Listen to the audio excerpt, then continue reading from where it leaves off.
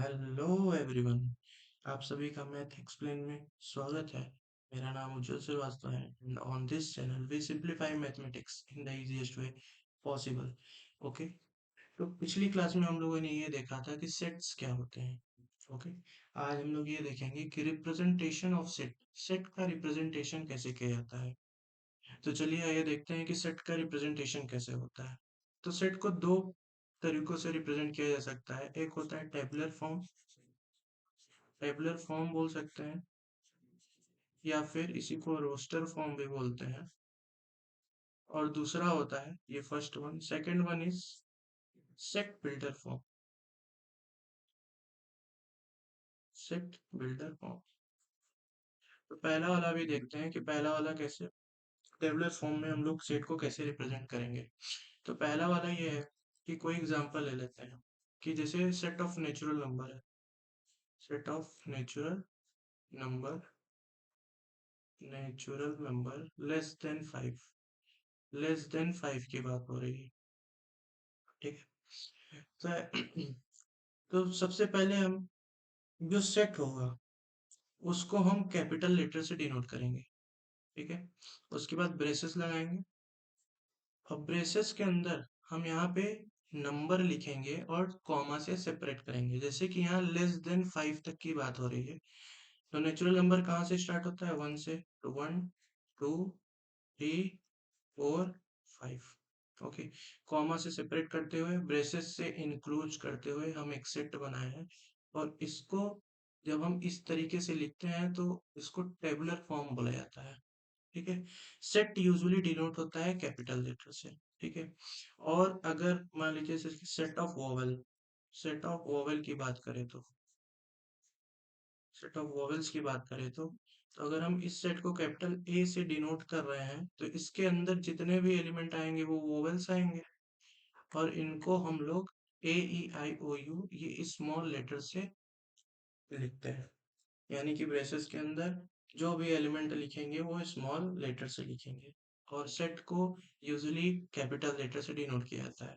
तो सेट के अंदर जो एलिमेंट होते हैं, मतलब सेट के अंदर जितने भी जो हम लोग वर्ड लिख रहे हैं या लेटर लिख रहे हैं वो स्मॉल लेटर होंगे। और इन्हीं सब को जो सेट के अंदर है इन सबको एलिमेंट बोला जाएगा, एलिमेंट्स बोला जाएगा। या फिर इन्हीं को मेंबर्स भी बोला जाता है, सेट के ये सब मेंबर्स है। या फिर इन्हीं को ऑब्जेक्ट बोल दिया जाता है कि ये सब सेट के क्या है, ऑब्जेक्ट्स। ठीक, तो ए जो है वो एलिमेंट है सेट ए का। ई जो है यहाँ पे एलिमेंट है या मेंबर है सेट ए का। आई जो है एलिमेंट है मेंबर है सेट ए का। ओ जो है वो एलिमेंट है मेंबर है सेट ए का, या फिर बोल सकते हैं ऑब्जेक्ट है। उसी तरह यहाँ पे इस वाले केस में 1 जो है वो सेट ए का मेंबर है, 2 जो है वो सेट ए का मेंबर है या फिर एलिमेंट है, 3 जो है सेट ए का मेंबर है। तो इस तरीके से हम सेट को टेबुलर फॉर्म में डिनोट करते हैं। ठीक है, या फिर लिखते हैं। ओके, अब अगला देखते हैं सेट बिल्डर फॉर्म क्या होता है। Set builder form, set builder form, set builder form में लेट से अगर आपको कोई एग्जांपल दिया हो कि सेम वही एग्जांपल लेते हैं कि set of natural number less than 5।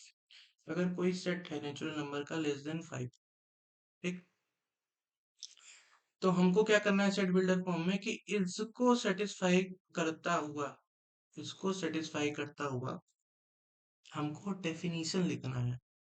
ठीक है, इस जो स्टेटमेंट दिया हुआ है इसको सेटिस्फाई करता हुआ एक डेफिनेशन लिखेंगे। लेट से कोई ये सेट है, ठीक, इसको पहले हम लिख देते हैं। कैसे लिखेंगे, set of all x such that, ये कोलोन होता है, COLON, कोलोन बोलते हैं। Set of all x such that, x पढ़ते क्या है कोलोन को, इसको सच दैट पढ़ते हैं, सच दैट एक्स, जहाँ पे जो ये एक्स है वो नेचुरल नंबर को बिलोंग करता है। ठीक है, and x is less then 5। Okay. तो इसको, इस स्टेटमेंट को सेटिस्फाई करता हुआ ये मैंने डेफिनेशन लिखा है यहाँ पर। ठीक है, तो ये जो x है ये कोई जनरल एलिमेंट है, यहाँ पे जनरल एलिमेंट हो सकता है, जनरल एलिमेंट हो सकता है ऑफ गिवन सेट,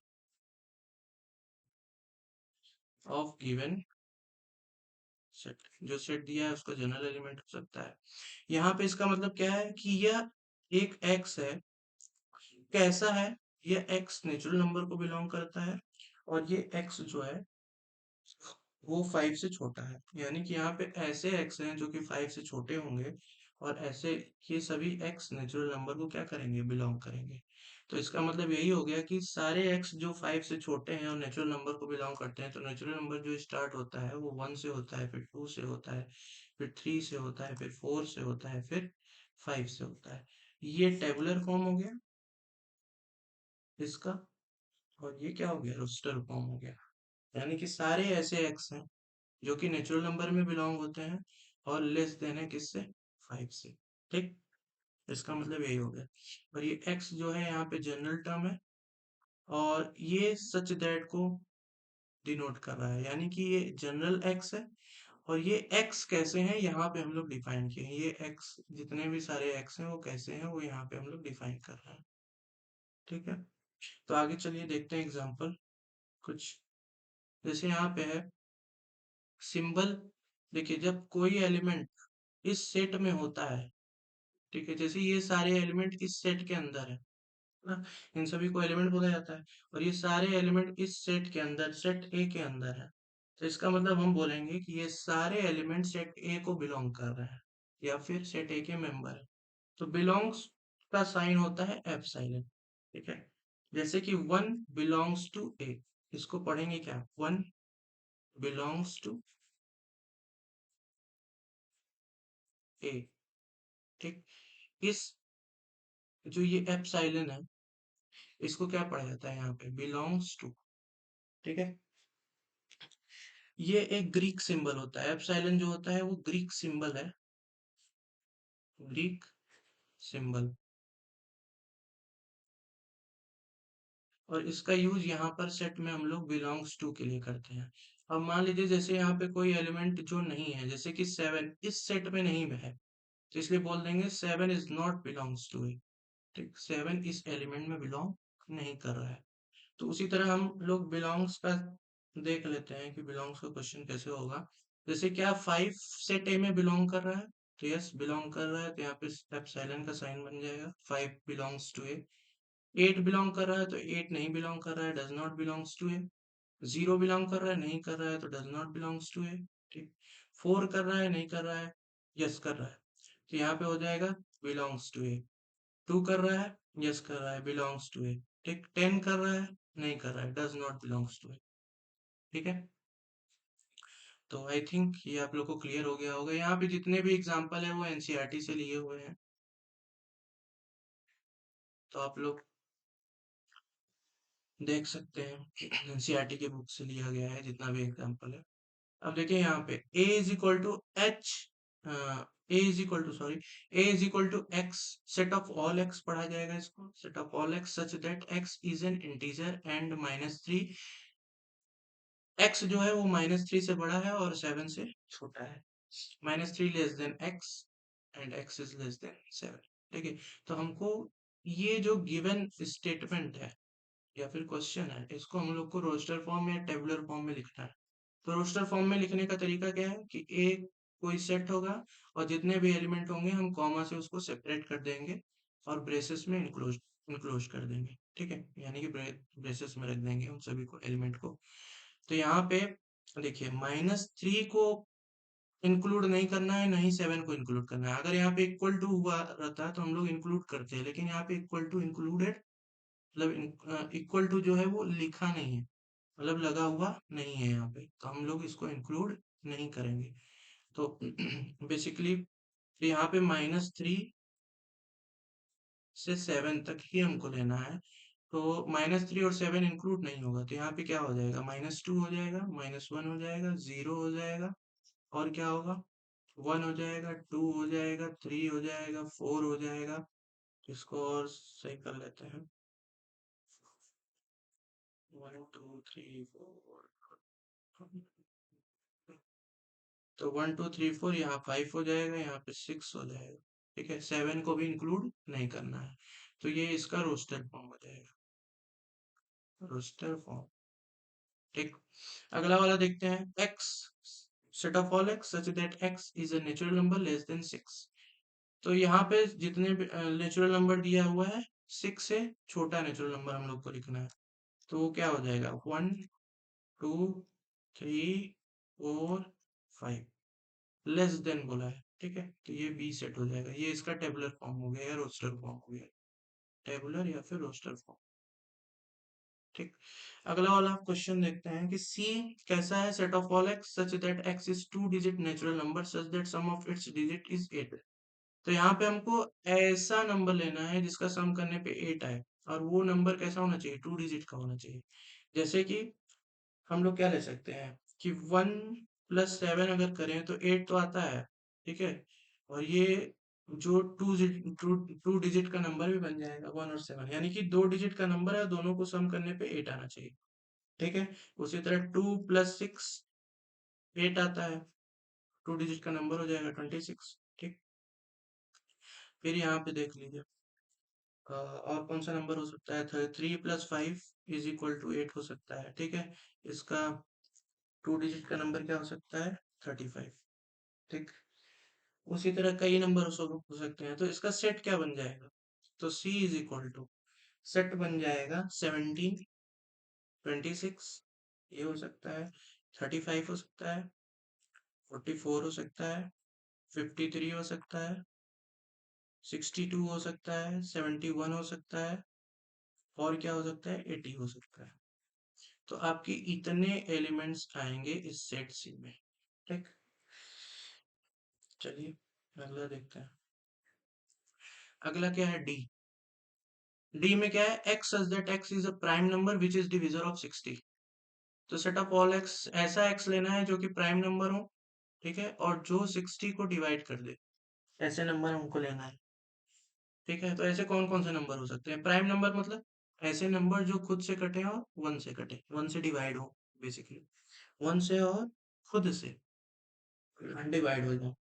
ठीक, तो ऐसे कौन कौन से नंबर हो सकते हैं, तो 2 हो सकता है, 2 एक प्राइम नंबर है और साथ में 60 को डिवाइड भी करता है। 3 हो सकता है, 3 भी एक प्राइम नंबर है, साथ में 60 को भी डिवाइड करता है। 5, और तो कोई प्राइम नंबर नहीं होगा।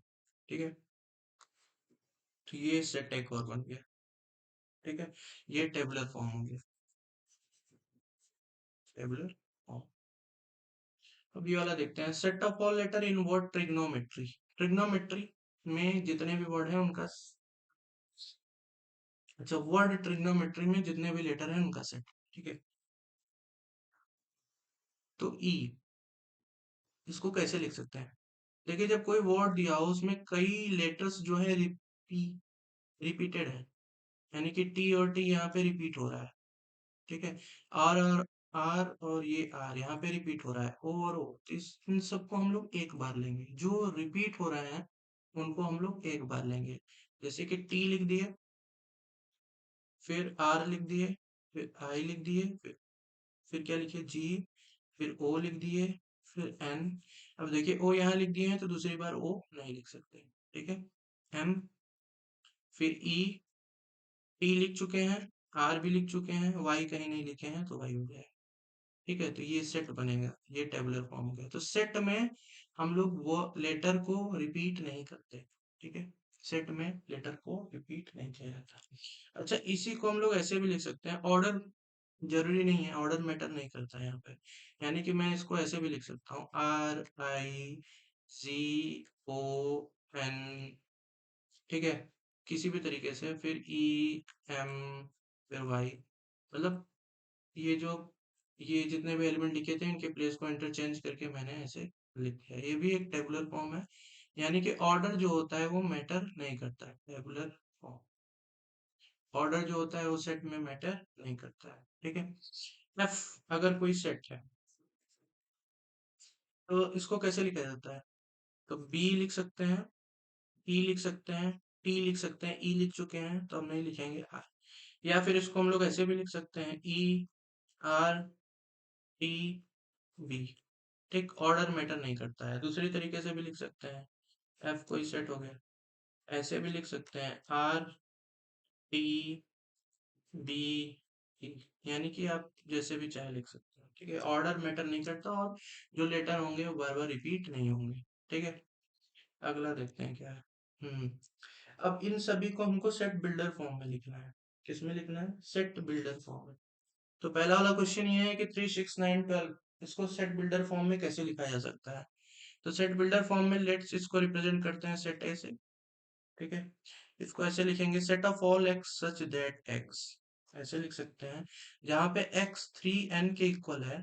ये एक्स क्या है? 3n के इक्वल है, ये जनरल टर्म को शो कर रहा है, यहाँ पे एक्स है, और यहाँ पे एक्स जो होगा 3n के इक्वल हो गया। और where n is natural number, या फिर कॉमा देके n belongs to natural number. ठीक है, comma n is less than equal to 4। ठीक, ऐसे लिख सकते हैं, जहाँ पे n क्या है? नेचुरल नंबर है, और n जो है वो 4 के 4 से छोटा है और उसके बराबर है। ठीक है, दूसरा तरीका ये है कि n इज लेस देन 5 लिख सकते हैं। ठीक है, बाकी सब यही उतार दीजिए, x such that x is equal to 3n, n is belongs to natural number, n is smaller than 5। Okay, तो n यहाँ पे लेस देन 5 हो गया। एक और तरीका हो सकता है कि s x such that x is equal to 3n। यहाँ पे ये हो सकता है, x कैसा है? 3n के बराबर है, जहाँ पे 1 जो है, अरे जहाँ पे n जो है वो 1 से बड़ा है, और 4 से क्या है? छोटा है। ठीक, तो इतने तरीके से इसको हम लिख सकते हैं सेट बिल्डर फॉर्म में, यानी कि हम इसको सेटिस्फाई करता हुआ यहाँ पे स्टेटमेंट लिख रहे हैं। ठीक है, दूसरा है, ये देखिए 2 फिर 4, यानी कि यहाँ पे 2 के पावर में है, पहले 2 के पावर में 1 था, यहाँ पे 2 के पावर में 2 था, 2 to the power 3, 2 to the power 4 and 2 to the power 5, ये था, ये सब थे। तो इसको हम लोग कैसे लिख सकते हैं? तो कोई सेट ए मान लेते हैं, ये है, set of all x such that x is equal to 2 to the power 1, 2 to the power n। यहाँ पे जो x है वो किसके बराबर है? 2 टू द पावर n के, जहाँ पे n बिलोंग कर रहा है नेचुरल नंबर को। ठीक है, और 1 जो n होगा, जो n होगा वो क्या होगा? 1 के बराबर होगा। ठीक है, और 5 के बराबर भी होगा, यानी कि 5 से छोटा होगा, उससे बराबर भी होगा, 1 के बराबर होगा, 1 से बड़ा भी होगा। ठीक है, ये हो सकता है। इसको ऐसे भी लिख सकते हैं कि n जो होगा वो लेस देन 6 होगा। तो जैसे, बस स्टेटमेंट कैसे भी लिख सकते हैं, बस जो गिवन क्वेश्चन है वो सेटिस्फाई होना चाहिए।